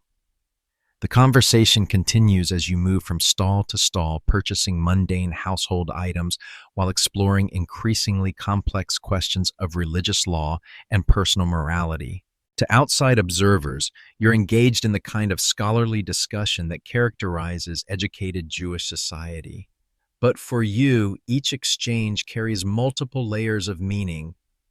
When David speaks about the importance of joy in religious observance, you hear him questioning whether duty without happiness can truly serve divine purposes. When you discuss the rabbinic teaching that saving a single life is equivalent to saving the entire world, he understands that you're talking about the value of individual fulfillment versus social obligation. The marketplace gradually empties as morning progresses toward midday heat. Your basket is full of purchases that will feed your family and maintain your household's kosher status. David has acquired the ritual items needed for his temple duties. But neither of you makes any move to end the conversation or depart for other obligations. Perhaps David says carefully, you might be interested in seeing the new Torah scroll being prepared for the synagogue. The scribe is a master craftsman, and the calligraphy is extraordinary. I am told that scholarly individuals often visit to observe the sacred art of Torah copying. The invitation is dangerous and innocent simultaneously. Visiting a synagogue to observe Torah copying is a perfectly legitimate activity for a pious Jewish woman, but it's also an opportunity for private conversation, away from the crowded marketplace, and you both know it. I would find such a visit educational, you reply, matching his careful tone while your heart races. The synagogue occupies a substantial stone building in the upper city where Jerusalem's wealthy residents and religious elite maintain their homes. The structure reflects the growing prosperity of Jerusalem's Jewish community under Roman rule. Elaborate mosaics, imported marble columns, bronze fixtures that gleam in the filtered sunlight. Inside, the main hall can accommodate hundreds of worshipers, while smaller chambers provide space for study and ritual activities. The Torah copying takes place in a quiet room where scribes work at wooden tables covered with parchment ink and the specialized tools needed for creating sacred texts. The work requires extraordinary precision. Every letter must be formed correctly, every word spelled accurately, every line properly spaced. A single error renders the entire scroll ritually unusable and requires starting over from the beginning. David leads you to where an elderly scribe works on a particularly beautiful passage from the book of Psalms. The Hebrew letters flow across the parchment in elegant formations that transform mere words into visual art. Behold how good and pleasant it is when brothers dwell together in unity. The text reads the calligraphy, making the ancient words seem fresh and immediate. Unity. David observes quietly, standing close enough that you can smell the frankincense that clings to his clothes from temple service. The sages teach that unity is among the highest values, whether between brothers, between communities, or between individuals who share common understanding. The comment feels both innocent and loaded with meaning. Is he speaking generally about social harmony, or specifically about the connection developing between you? Are you reading too much into casual conversation, or is he deliberately communicating in the coded language that allows forbidden thoughts to be expressed safely? Unity requires understanding. You reply equally, quietly. And understanding requires the willingness to see beyond surface appearances to deeper truths. The scribe continues his meticulous work, unaware of the charged atmosphere developing between his observers. Other visitors come and go, students examining texts, donors inspecting the progress of their commissioned scrolls, religious officials checking on ritual compliance. But you and David remain absorbed in conversation that ranges from textual interpretation to personal philosophy. As afternoon approaches, reality intrudes on this suspended moment. You have household obligations that cannot be delayed, children returning from religious school, a husband expecting his evening meal, neighbors who will notice extended absence from your normal routine. David has temple duties that require attention before the evening sacrifice. I should return home, you say reluctantly, though every instinct urges you to prolong this precious time. Of course, family obligations are sacred duties that cannot be neglected, but neither of you moves immediately. Instead, you stand in the quiet chamber listening to the soft scratch of the scribe's reed pen and struggling with emotions that threaten to overwhelm careful self-control. Miriam, David says finally, his voice barely audible. I want you to know that our conversations bring me great joy. In a world where so much religious observance feels routine and obligatory, speaking with someone who truly understands the deeper meanings of our faith is precious. The words are carefully chosen to remain within bounds of appropriate discourse, but their emotional content is unmistakable. He's telling you that you matter to him, that your mind and spirit touch something in his soul that has been waiting for recognition. And you begin then, stop. How can you express what these encounters mean without crossing lines that cannot be uncrossed? How can you acknowledge the growing connection between you while maintaining the facade of proper behavior? I understand, he says gently. Some truths are too important for casual expression. The walk home feels both eternal and instantaneous. Your market basket weighs nothing despite being full of purchases, but your heart feels heavy with the burden of secrets and impossible desires. The familiar streets of Jerusalem seem different, as if seeing them through eyes that have glimpsed alternative possibilities. Your house, when you reach it, feels smaller and more confining than it did this morning. The rooms that have sheltered your family for 12 years now seem like prison cells designed to contain a woman whose spirit has grown too large for conventional boundaries. Eliezer is waiting in his study, surrounded by scrolls and tablets that represent his life's work. He looks up from a legal document. He's copying, his eyes taking in your appearance with the distracted attention of a man whose mind is occupied with more important matters. You were gone longer than usual, he observes mildly. I trust the marketplace was particularly busy today. Yes, husband.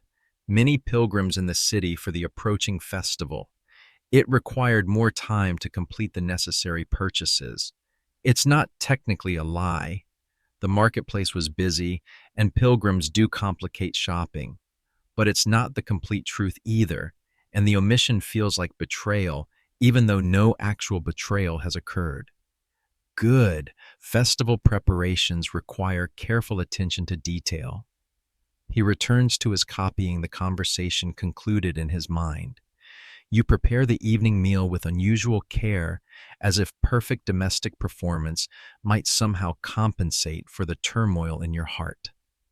Fresh bread lentil stew flavored with herbs from your small garden wine mixed with water according to custom. The familiar tasks usually provide comfort through routine, but today they feel like meaningless motions performed by a woman going through the forms of life while her real self remains elsewhere. Your children join you for the meal, two sons aged 11 and 9 who study Torah with the local rabbi, and a daughter of 7 who helps with household tasks while learning the domestic skills she'll need as a wife and mother. They chatter about their day's activities, their lessons, their friends, their plans for upcoming religious festivals. Listening to them, you feel the full weight of what you're risking. These innocent lives depend on your respectability, your adherence to social expectations, your ability to maintain the family's position in Jewish society. A mother convicted of adultery doesn't just face personal destruction. She brings shame on her children that follows them for generations. What kind of mother contemplates risking her children's futures for the sake of personal fulfillment? What kind of woman considers her own happiness more important than her family's welfare? What kind of Jewish woman allows her desires to override divine commandments and community expectations? But then again, what kind of life asks a woman to completely suppress her intellectual and emotional needs? What kind of marriage reduces a person to a collection of functions rather than celebrating her as a complete human being? What kind of religious system demands such total self-abnegation that following divine law becomes indistinguishable from spiritual death? After dinner, you retreat to the rooftop where evening air provides relief from the day's heat. Jerusalem spreads below you, its stone buildings golden in the setting sun, the great temple dominating the horizon with its marble walls and gold-covered roof. Somewhere in that sacred complex, David is performing the evening rituals that maintain the covenant between God and the Jewish people. The irony is overwhelming. You're contemplating violating divine law while looking at the temple where that same law is preserved and proclaimed. You're considering adultery while surrounded by the holy city where proper marriage and family relationships are considered fundamental to serving God's purposes. But you're also a woman whose heart has awakened after years of dormancy. You're a person who has discovered that intellectual and emotional connection with another human being can feel like a form of worship more profound than any ritual observance. You're someone who has glimpsed the possibility that individual happiness and divine service might not be mutually exclusive. The stars appear one by one in the darkening sky, the same constellations that have guided Jewish destiny since Abraham first looked up and saw God's promise written in celestial light. Tonight they offer no clear guidance about correct choices, only the reminder that human struggles play out under divine observation. Tomorrow will bring new challenges. Eliezer will continue his scribal work copying sacred texts that define proper behavior for Jewish wives. Your children will attend their religious lessons, learning the commandments that govern every aspect of life. The community will continue its ancient rhythms of prayer study and festival observance. And somewhere in that familiar pattern, you'll have to decide whether to continue these dangerous conversations with David or retreat to the safety of conventional behavior. Whether to follow your heart toward whatever connection and understanding you've found, or follow divine law toward the security of social acceptance. Neither choice offers clear moral superiority. Both involve sacrifices that cut to the core of who you are and who you might become. As night deepens over Jerusalem, you remain on your rooftop, suspended between possibilities that seem equally compelling and equally impossible. The holy city sleeps around you, but your soul remains wakeful, wrestling with questions that have no easy answers and choices that will echo through eternity. The sound of wind across centuries, echoes of voices from distant ages, the eternal rhythm of human hearts seeking connection. Here you are, having walked in the sandals of women across the ancient world. You've felt the weight of Babylonian law carved in stone, experienced the suffocating golden cage of Roman aristocracy, navigated the harsh military discipline of Sparta, sensed the divine oversight that governed every moment in Jerusalem, and witnessed the complex interplay of freedom and constraint that defined women's lives in ancient Egypt. Each culture you've discovered created its own intricate system for controlling female sexuality. Not because ancient people were unusually cruel or misogynistic, though they certainly could be both, but because marriage and family structures were the fundamental building blocks of civilization itself. In a world without modern institutions, social safety nets, or reliable legal systems, the family unit served as everything: economic corporation, military alliance, social insurance, and religious community, all rolled into one. Adultery threatened this entire structure. It wasn't just personal betrayal. It was an attack on the very foundations of social order. A woman who strayed from her marriage wasn't just hurting her husband's feelings. She was potentially corrupting bloodlines that determined inheritance, creating children whose parentage was uncertain and undermining the trust that made business partnerships and political alliances possible. But understanding the reasoning behind these harsh laws doesn't make their human cost any less devastating. Across every culture you visited, you've seen women trapped between impossible choices: follow your heart and risk everything, or suppress your deepest needs and slowly die inside. The Babylonian Tiamat, grinding barley while contemplating the Euphrates River. The Roman Claudia, performing elaborate social rituals while burning with unfulfilled desire. The Spartan Lampedo, maintaining warrior discipline while yearning for emotional connection. The Egyptian Nebet-Het, enjoying legal rights that somehow didn't translate into personal happiness. The Jewish Miriam, wrestling with divine commandments that seemed to require spiritual suffocation. Different cultures, different laws, different punishments, but the same fundamental dilemma. How does a woman maintain her integrity as a human being while fulfilling society's expectations for her behavior? Some found ways to navigate these treacherous waters. History remembers women who managed to carve out spaces for personal agency within constraining systems. Egyptian queens who ruled in their own right. Roman matrons who used their wealth and connections to exercise political influence. Spartan women who leveraged their physical strength and outspoken nature to claim unusual authority. Jewish women who became renowned for their wisdom and scholarship. But for every woman who found a way to thrive within ancient constraints, countless others simply endured. They fulfilled their duties, raised their children, and buried their dreams so deeply that even they forgot what they had once wanted.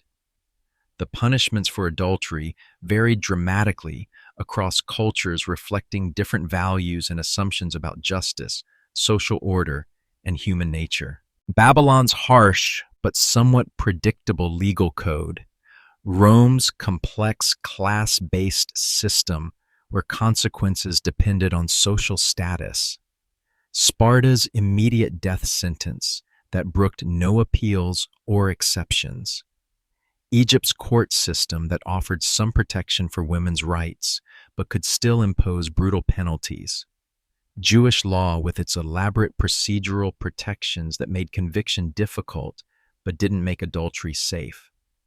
Yet despite these differences, certain patterns emerge.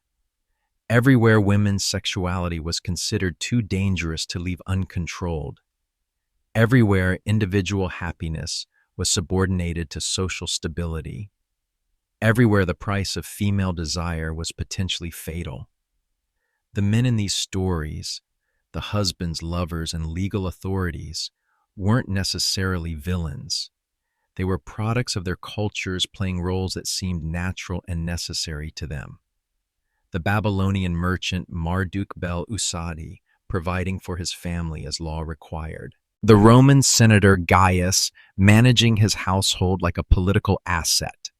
The Spartan warrior Brasidas focused on military duty above personal relationships. The Egyptian priest Khammwaset dedicated to religious obligations. The Jewish scribe Eliezer copying sacred texts that defined proper behavior. These men weren't evil, but they were trapped in systems that reduced human relationships to functional arrangements. Love, passion, and emotional connection were luxuries that social order couldn't afford to prioritize. And the women, they were not just victims despite the tremendous constraints they faced. Each found ways to assert agency within impossible circumstances. Tiamat's careful calculations about discovery and consequences. Claudia's sophisticated maneuvering through Roman social expectations. Lampedo's refusal to confess under official interrogation. Nebet-Het's quiet rebellion against societal assumptions. Miriam's intellectual engagement with religious law and personal morality. They were intelligent, complex individuals making difficult choices with limited options. Their stories remind us that even under the most restrictive conditions, human beings find ways to assert their essential humanity. The lovers, Nabu-Aha, Edina, Marcus, Alcibiades, Seneb, David, represent different approaches to forbidden love. Some were opportunistic, taking advantage of lonely wives without considering consequences. Others were genuinely caring, willing to accept risks for the sake of connection. Some were sophisticated manipulators, others innocent idealists. But all of them, like the women they pursued, were trying to find authentic human connection in societies that prioritized function over feeling duty, over desire, stability, over personal fulfillment.